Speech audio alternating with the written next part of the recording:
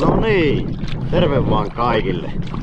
Alkuviikko vapaata oisi, kelit suosii. Niin päätin lähteä vähän kajakkiretkelle Oulujärvelle.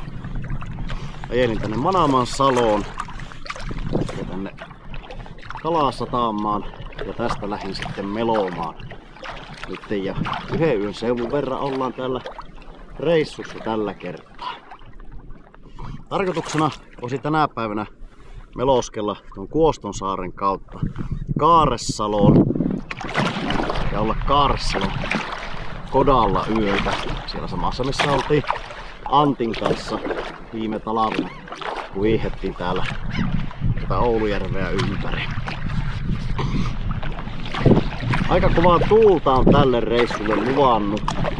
Aamulla on 5 metriä aamusta, mutta iltapäivällä pitäisi äityä ihan 8-9 metriä sekunnissa tuuli, jolloin vesille ei ole enää kyllä meikäläisen melontataidolla mitään asiaa. Siis täällä melontaan nyt aamusta tuonne saarelle Kaaressaloon ja asettaudutaan sinne sitten leiriin ja siellä päivän.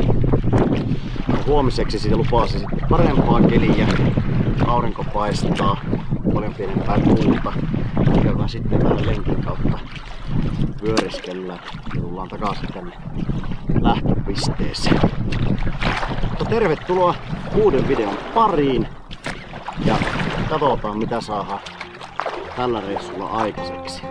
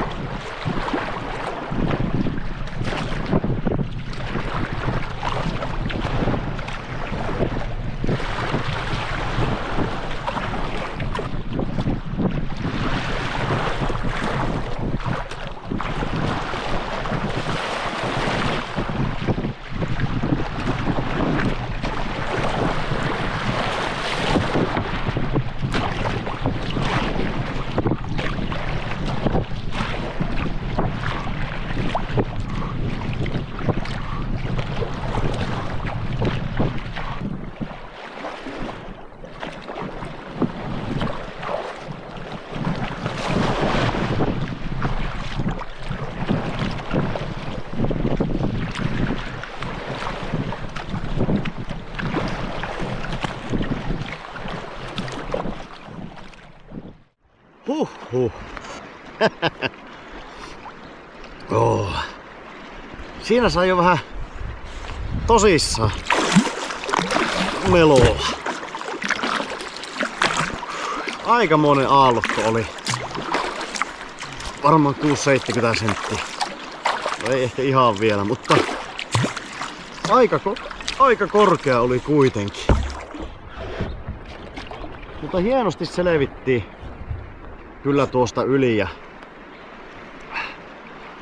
nyt ollaankin sitten tässä Kaaressalo saaren suojissa. Nyt vaan läpsytellään sitten tuohon Kodan rantaan ja ruvetaan asettumaan taloksi.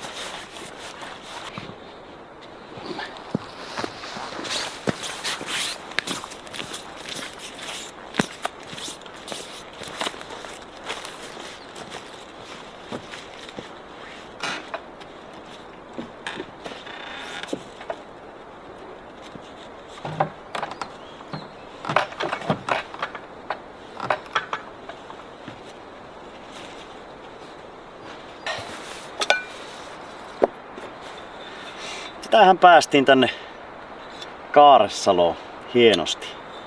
Laittelin tavaroita kuivumaan, tai nuo melontakamppeet, ja nostelin kaikki kamppeet tuonne ja muut varusteet tuonne kotaan jo valmiiksi. Nytpä tässä vaan saadaan loppuilta istuskella ja ootella. Kohta pitäisi ruveta satamaan vettä. Se lupasi iltapäivälle aika kovaa keliä, 9-8 metriä tuulta tosiaan ja vesisaetta, niin yritetään syödä nyt vielä lounas ennen kuin alkaa sataamaan. Ja mulla on täällä pussissa itse kuivattu tämmönen jauhelihakeittoseos, eli siellä on kuivattuja keittojuureksia. Ostin valmiin Sallisen pussin, 400 grammaa ja maksoi muutaman euron, niin ei kannattanut ruveta itellä kuivaamaan. Kuivattua perunasipulisekoitusta, kuivattua jauhelihaa, pari lihalemikuutiota ja laakerin lehti, niin saadaan makua. Laitetaan nuo tuonne kattilaan vähäksi aikaa ennallistumaan. Ja siinähän ennallistuu samalla kun ne kiehuu. Niin tehdään jauhelihaa soppaa nyt lounaaksi tällä kertaa. Ääni on vähän painoksissa, niin kuin varmaan kuulee. Mitä mulla mitään flunssaa on muuten, mutta ääni vaan on mitä on. Tämä on pari päivää ollut jo, vaan kuumetta ei ole ja olo ihan terve, niin en tiedä mistä johtuu, mutta koittakaa nyt tässä meikäläisen viskipassua kestää. Mutta napataan tuo kattila tulille ja pikkusen näyttää jo semmonen synkeähkömpi keli tulevan.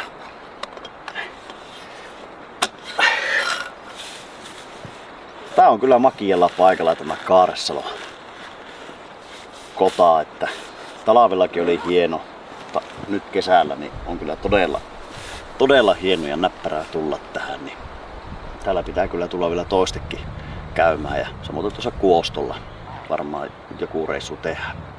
Mutta nyt äkkiä soppaa, että keretään ennen vesisaetta.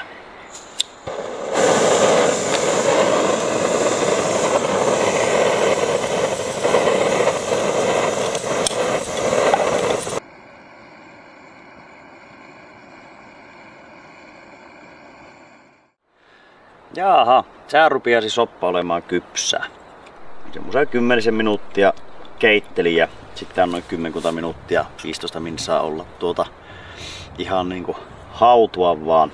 Tai hautunut tuolla, niin tämähän näyttää aivan ruualta ja perunat on ennallistunut hyvin ja jauheliha kanssa, niin eiköhän maisteta miltä maistuu. Suolaa on ihan napakasti, pari lihalemikuutiota oli tässä noin puolen litran annoksessa, niin ihan mukavasti, niin ja jauhelihassa oli vähän suolaa ja pippuria seassa, niin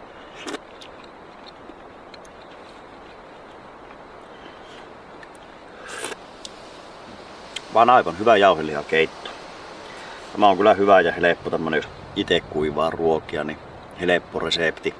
Tosiaan perunasepulisekoitukset, keittojuurikset, jauhelihaa, niin todella helppo annostella, helppo ennallistaa, todella hyvää ja ei maksa kuin murto-osan siitä, mitä nuo valmiit retkiruot maksaa. Ilman muuta suosittelen kyllä.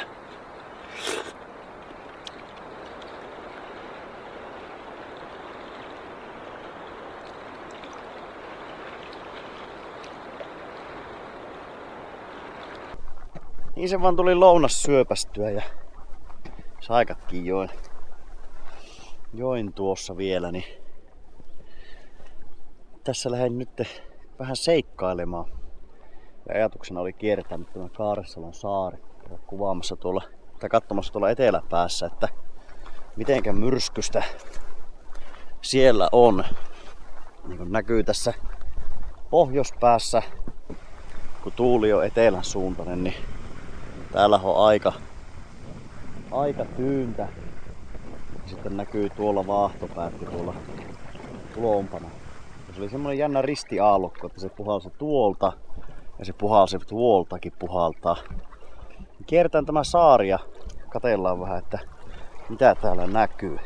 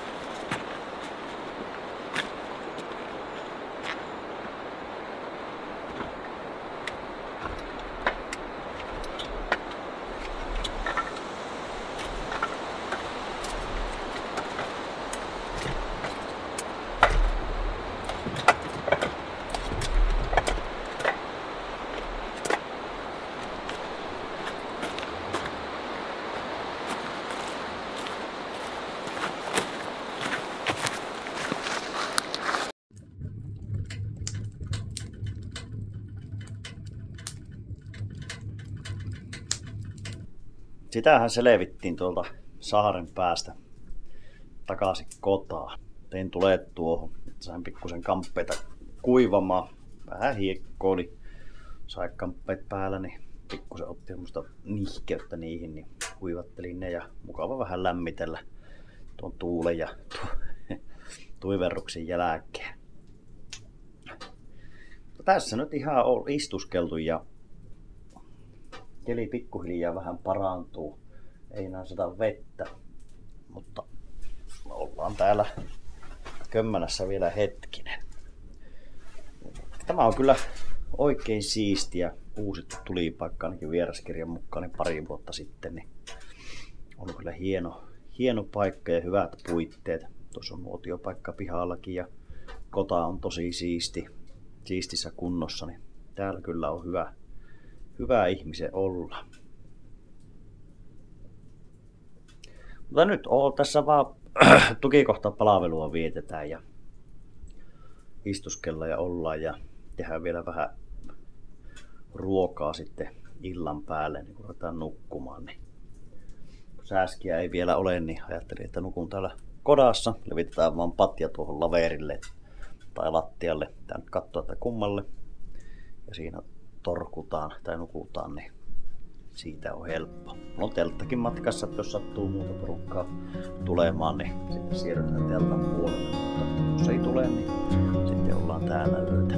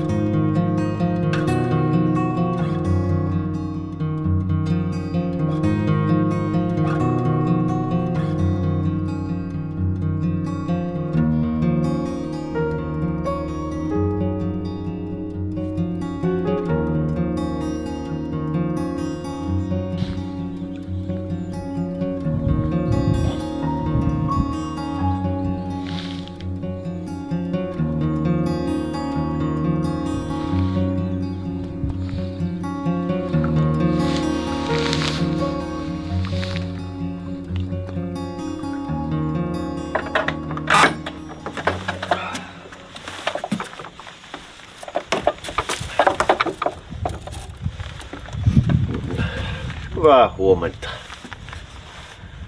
Keliolosuhteethan on paljon parantunut näköjään eilisestä. Tuuli on kääntänyt nyt niinku vasten, mutta aamulla näkyy vielä hernerokka sumu oleva, että ei mikään kiire on vesille lähteä. Nuo iso selkäni eksyy kyllä helposti, jos ei näe yhtään mitään. Mutta muutenhan tämä on kyllä oikein hyvä ja ainakin säätiedotuksen mukaan pitäisi kohta ruveta aurinkokin paistamaan, niin saadaan melko mukavassa kelissä meloon lipsutella takaisin autolle. Mutta kylläpä se nukutti makiasti.